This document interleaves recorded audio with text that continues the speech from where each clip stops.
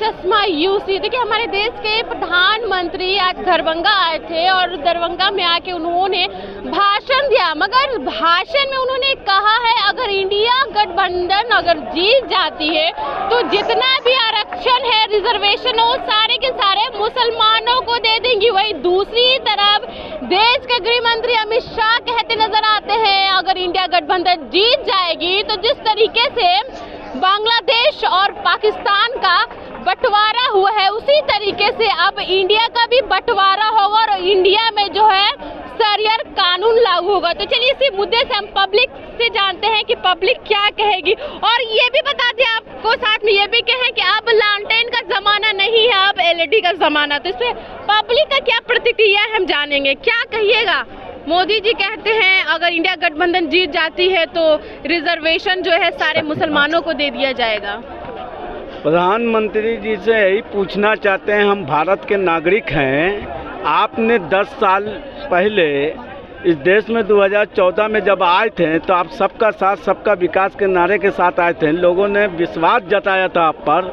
आज आप जब चुनावी भाषण कर रहे हैं 10वें साल में 2024 में, तो आप मंच से ये क्यों नहीं बता रहे हैं कि आप देश में 10 सालों में क्या किया?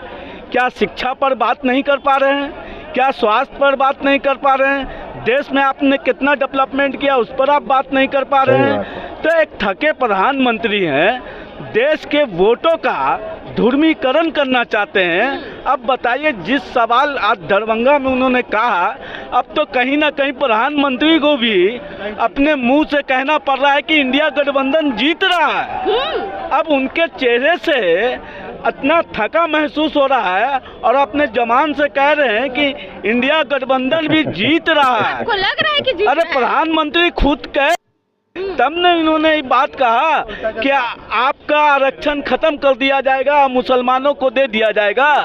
तो एक थके प्रधानमंत्री का बोली निकल रहा है और देश दुनिया आपको देख रहा है और आप विकास से भटकाने वाली बात कर रहे हैं, पर हम लोग आपको भटकने नहीं देंगे। विकास पर बात होनी चाहिए, वो शिक्षा के क्षेत्र में हो, स्वास्थ्य के क्षेत्र में हो, बेरोजगारी के क्षेत्र में हो, बढ़ते बेलगाम महंगाई के क्षेत्र में हो। 18% आप जो GST लगा दिया दूध कॉपी किताब दही पर, वो कैसे दूर हो? उसके लिए जनता वोट करेगा, आपके नकारेपन के लिए वोट नहीं करेगा। एक थके प्रधानमंत्री को देश की जनता अपने मतों से आपको 2024 में 4 जून को अपना फैसला सुनाएगा। उसके लिए इंतजार कीजिए। मोदी जी आप कहाँ हैं? आप मोदी नहीं, मदारी है। देश का दूसरा बीमारी है, ये कैंसर से भी घातक बीमारी है। मुद्दा से भटकाने के लिए ये बोलते हैं, वो मेन मुद्दा पे नहीं आते हैं। बेरोजगारी पे, महंगाई पे, शिक्षा पे, और आपका भ्रष्टाचारी पे, ये सब पे नहीं बात करते हैं। वो कभी मंगलसूत्र, कभी कुछ, कभी राम मंदिर, कभी कुछ। मोदी जी सिर्फ जुमलेबाजी करते हैं, आज तक उसका एक धरातल पे काम नहीं दिखाई दे रहा है। सिर्फ हिंदू मुस्लिम इसी में 10 बरस से जो है ना भारत को उलझा के रखा है। सिर्फ और सिर्फ ये कह रहे हैं कि अगर इंडिया गठबंधन आ जाती हो, इंडिया गठबंधन से उसको डर है, आ जाएगा तो मेरा कुल्लू सारा जो है ना कुल्लू आ जाएगा तो हम कहीं जेल न चले जाए। जेल जाने का डर है? जेल जाने का डर है, इसीलिए मतलब हाथ से सब कुछ छिना जाएगा। हाँ, हाथ से छिना जाएगा। तो क्या आपको भी लगता है अगर इंडिया गठबंधन आती है तो जितना रिजर्वेशन है वो जो मुसलमान वो रिजर्वेशन सबका रहना चाहिए। इंडिया गठबंधन ये नहीं कर रहा जो इस तरीके से वो घबराया हुआ है, इसीलिए कभी नहीं जीतेगा। अब 100 से 150 सीट आएगा बीजेपी का, जहाँ पे नोट करना है कर लीजिए। अच्छा? इस बार जब भी बनेगा महागठबंधन का सरकार बनेगी। जी, महागठबंधन में किसका चेहरा देखना चाहता है पूछिए तो? कौन बनेगा? या तो राहुल बन जाए, या तो केजरीवाल बने, या तो इधर आइए। मोदी जी फिर ऐसा क्यों बोल रहे हैं? क्या उनको भी लग रहा है कि वो इस बार जो है हारने वाले हैं? मोदी जी बोले थे 2014 में कि 2 करोड़ रोजगार देंगे। अभी तक 2 करोड़ रोजगार नहीं मिला। ना तो महंगाई कम हुआ, ना तो युवा पे ध्यान दिया गया, ना तो रोजगार पे, और ना तो वैकेंसी देती है। अभी वर्तमान में आरपीएफ का वैकेंसी आया है, मात्र पूरा भारत में 4660 वो सीट आया है। बोलिए आप कैसे पूरा भारत में 135 से 40 करोड़ जनसंख्या हो गया, एक सीट पे कितना स्टूडेंट लड़ेगा ये बताइए। कांग्रेस का सरकार रहता था, ना तो महंगाई बढ़ती थी, ना तो कम से कम। बोल रहे हैं कि कांग्रेस की सरकार आएगी तो अब भारत सरिया के हिसाब से चलेगा, सरिया लॉ के हिसाब से। सरिया लॉ के हिसाब से कुछ नहीं, युवा पे पहले ध्यान दिया जाएगा। सरकार कांग्रेस का बनेगा तो पहले नंबर बेरोजगारी दूर किया जाएगा, युवा का नौकरी मिलेगी, ये तो कंफर्म रखिए। ये बताइए लालटेन जलेगा कि नहीं? अमित शाह बोल रहे हैं अब तो लालटेन का जमाना नहीं है, एलईडी का है। कौन कह रहा लालटेन जल नहीं रहा है? अमित शाह कह रहे हैं। हम तो कह रहे हैं बिजली जाने के बाद हम लालटेन नहीं जलाते हैं। कौन अनभक्त है जो लालटेन नहीं जला रहा है? कौन अनभक्त है जो उनका अनभक्त का पिताजी लालटेन नहीं जलाया होगा कि नहीं? जो कह रहा है लालटेन नहीं जलेगा वो अनभक्त है, भक्त नहीं। जिनका पिताजी लालटेन जलाया है उनका बेटा बोल रहा है कि हम लालटेन नहीं जलाएंगे, वो क्या भक्त है? ये पूछना चाहते हैं। जो अपने बाप का नहीं हुआ क्या वो दूसरे का होगा? देखिए, मोदी जी आरक्षण के बारे में बात करते हैं, बिल्कुल भी शोभा नहीं देता है। अगर कोई व्यक्ति आरक्षण का विरोध करने वाला है तो नरेंद्र दामोदर दास मोदी है। अगर कोई व्यक्ति आरक्षण खत्म करने की बात करता है तो नरेंद्र दामोदर दास मोदी जी है। मेरे पास वीडियो है उनका, वो बोल रहे थे साफ सदन में कि हम आरक्षण खत्म कर देंगे।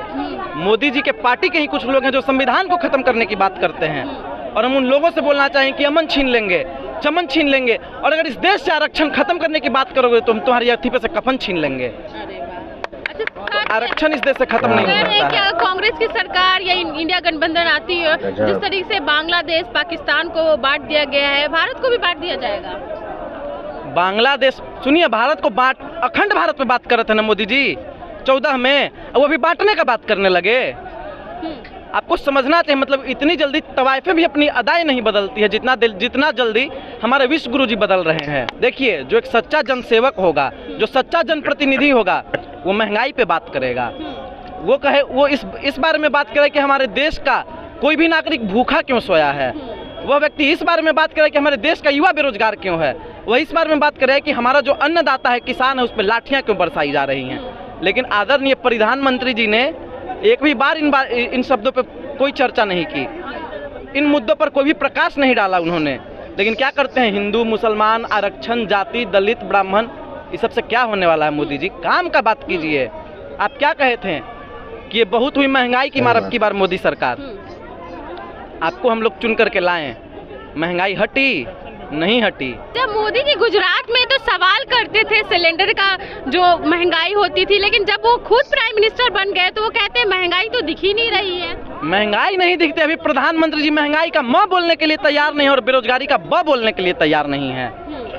अभी हमारे प्रधानमंत्री जी को सिर्फ और सिर्फ इस देश का मुसलमान दिखता है कि खुश कैसे है। अभी हमारे प्रधानमंत्री जी को दिखता है कि दलितों को आरक्षण क्यों मिल रहा है।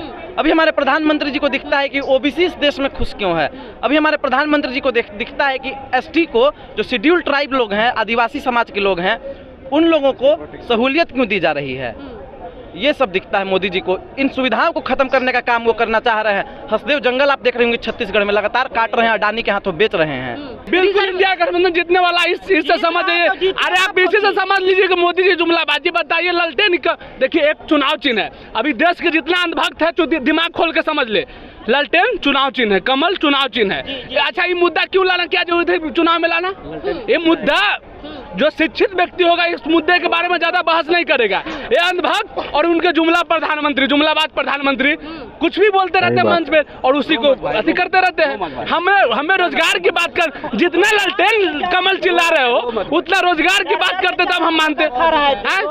हाँ, तो हमें ऐसे जुमलाबाज प्रधानमंत्री ना चाहिए। झूठ गिनाने पर बैठ जाएंगे तो सुबह से शाम हो जाएगा, 10 साल से ज्यादा बीत जाएगा। एक हर दिन 2-4 झूठ रहता है। बताइए हम कितना गिना है। अगर इंडिया गठबंधन जीतती है तो अब भारत में भी शरीयत कानून लागू हो जाएगा। देखिए, मोदी जी को पहले किसी को बोलिएगा मत, पर्सनली आपको बता रहे हैं। एकदम धीरे से, नहीं धीरे से बता रहे हैं। मोदी जी को झूठ बोलने का PhD करवा दिया किसी ने, ठीक है। स्टेज पे चढ़ते हैं तब क्या बोलते हैं मालूम है?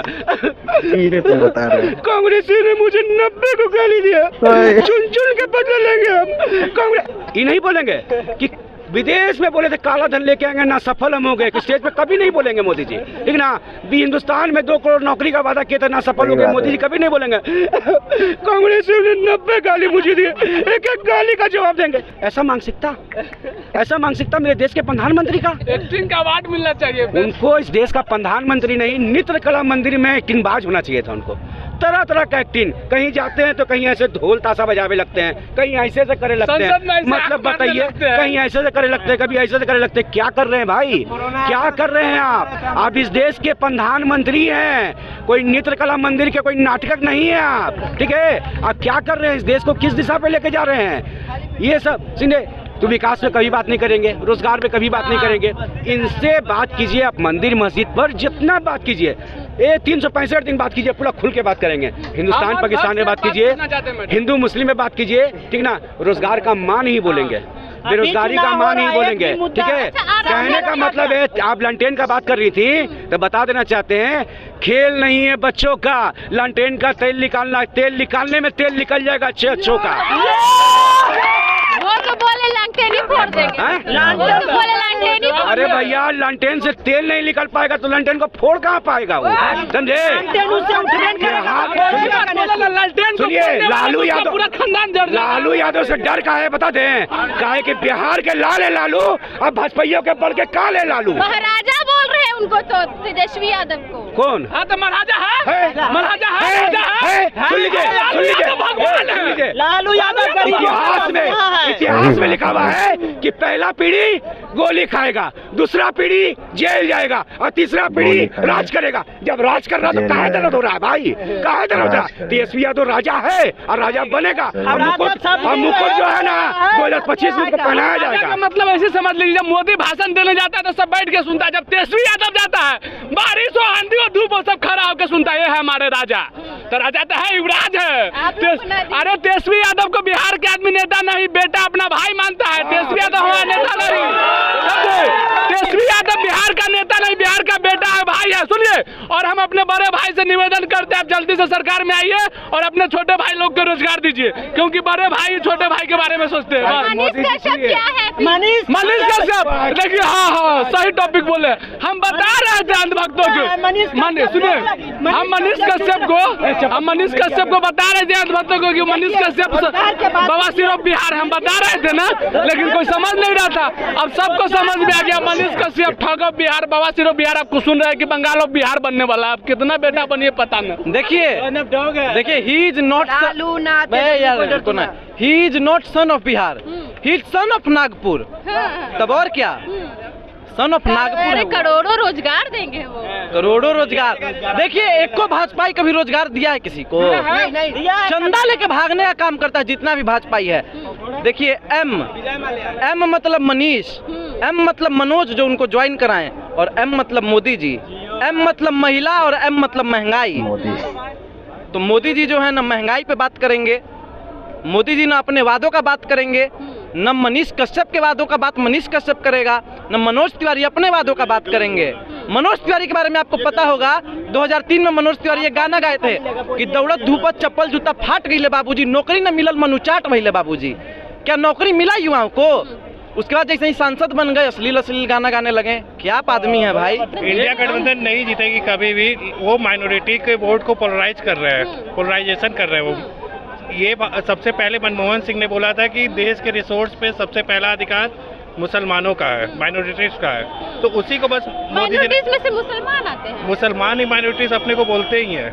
क्रिश्चियन वगैरह नहीं, तो मुसलमान को ही वो पोलराइज कर रहे हैं। बात कर रहे, क्रिश्चियन भी आता है, बहुत सारे जात जिसके बारे में हम लोग जानते हैं। मोदी जी बस उन्हीं के भाषण को बोले हैं। हमने बोला बस एक राज्य से हमको बस एक समझिए हवा का एक झोंका से पता चल रहा है, समझ गई ना। कर्नाटक की जो स्थिति है अगर एक स्टेट में अगर इस तरह की स्थितियां हैं, अगर सारे स्टेट में आ जाती है, अगर इंडिया गठबंधन आ जाती है तो पूरे भारत को न डुबाने के काम करेगी। इंडिया गठबंधन ना आए देश में। एकदम बिल्कुल नहीं। उसको जिस तरह से हवा को कोई नहीं देखा है, इस तरह से ना आने वाले 10 साल बाद अगर पूछा जाए बच्चों से कि कांग्रेस एक पार्टी है तो किसी को पता न चले, इस तरह से उड़ा देना है। नहीं, इंडिया गठबंधन नहीं आ रहा है। मोदी जी का आज आपने भाषण सुना होगा। मोदी जी तो कह रहे हैं कि आज आपने दरभंगा में मोदी जी का भाषण सुना होगा। कितना अच्छा उन्होंने देश का आगे का मतलब मार्गदर्शन रखा है कि मुझे क्या करना है। क्या क्या बोले वो? उन्होंने बोला कि क्या उनका विजन है। अभी दरभंगा एम्स में जो मतलब लोगों ने लटका के रखा हुआ था, उसको उन्होंने बोला कि आने वाले समय में सही करेंगे। इसलिए इंडिया गठबंधन का कहीं से कोई चांस नहीं है। मोदी जी क्यों बार बार इंडिया गठबंधन को वोट नहीं, इंडिया गठबंधन नहीं जीतनी चाहिए इस तरीके से जो उनके नेता मंत्री लोग वो तो क्यों नहीं करेंगे? तो पहली बार ऐसा हो रहा है कि उस तरीके से मतलब खुलेआम बोल रहे हैं। मैं अपने लिए बोलूंगा ना, मोदी जी बोल रहे हैं तो क्या कोई गलत तो नहीं कर रहे हैं? इंडिया डर लग रहा है उनको क्यों डर लगेगा? दूसरे को डर लग रहा है। मोदी जी 2014 से 2024 तक राज किए, तो उनके अलावा उनके द्वारा किया गया कार्य, सबसे बड़ा कार्य किया गया कि क्या हुआ कि इस देश में लोग पहली बार ऐसा हुआ कि अपने देश का सब भूल के पाकिस्तान, चाइना, रसिया, अमेरिका इसके बारे में सोचने लगे। दूसरा क्या किए कि इतना प्रचार प्रसार अपना किए कि यहाँ के लोगों का सोचने समझने का शक्ति छीन लिए। वो कुछ नहीं सोच सकता, कुछ नहीं समझ सकता है। वो परीक्षा पे चर्चा। और आपने तेजस्वी जी के ऊपर जो कहा, मैं आज आपको बता दूं, न मेरा भाई राजा है, मेरा भाई राजा नहीं है। मेरा भाई वो पहला नायक है इस देश का जिसने सरकारी नौकरी गारंटी कह के दी, और उसको देख के जो हमारे प्रधानमंत्री जी हैं 75 साल के, उनको भी होश आया और अपने हाथों से उन्होंने नियुक्ति पत्र बांटी। तो ये महानायक है इस सदी का पहला, जिसने लोगों को सरकारी नौकरी कह के दी है। तो मेरे भाई को राजा नहीं कहिएगा, महान नायक कहिएगा। चलिए, तो देखिए आपने लोगों का क्या कुछ कहना था। और आपको बता दें कि कुछ जब इलेक्शन स्टार्ट नहीं हुआ था, प्रधानमंत्री 400 पार का नारा लगा रहे थे, लेकिन जब से फर्स्ट चरण, सेकंड चरण, थर्ड चरण हो गया तो प्रधानमंत्री अब कह रहे हैं अगर इंडिया गठबंधन जीत जाती है तो देश का बंटवारा कर देगी। क्या लग रहा है आपको कि मोदी जी को भी इसका शंका हो गया है कि अब वो हारने वाले हैं, इंडिया गठबंधन जो है अपनी सरकार बनाने वाली? क्या उनको डर सता रहा है जो अपने लगातार भाषण में इस तरीके का बयान देते दिख रहे हैं? आप भी हमें कमेंट करके जरूर बताइएगा, आखिर इस तरीके का भाषण देने का कारण क्या है? क्या वाकई में मोदी जी इस बार प्रधानमंत्री नहीं बनने वाले हैं और इंडिया गठबंधन की सरकार चलेगी? तो ऐसे तमाम खबरों के लिए बने रहे उल्टा चश्मा यूसी के साथ। मैं फरत अफसा, पटना। तो दोस्तों वीडियो कैसा लगा? अच्छा लगा हो तो दोस्तों में शेयर कर दीजिए, और ओरिजिनल वीडियो का लिंक डिस्क्रिप्शन में दिया हुआ, आप लोग वहां से जाके वॉच कर सकते हैं। मिलते हैं नेक्स्ट वीडियो में। Bye bye.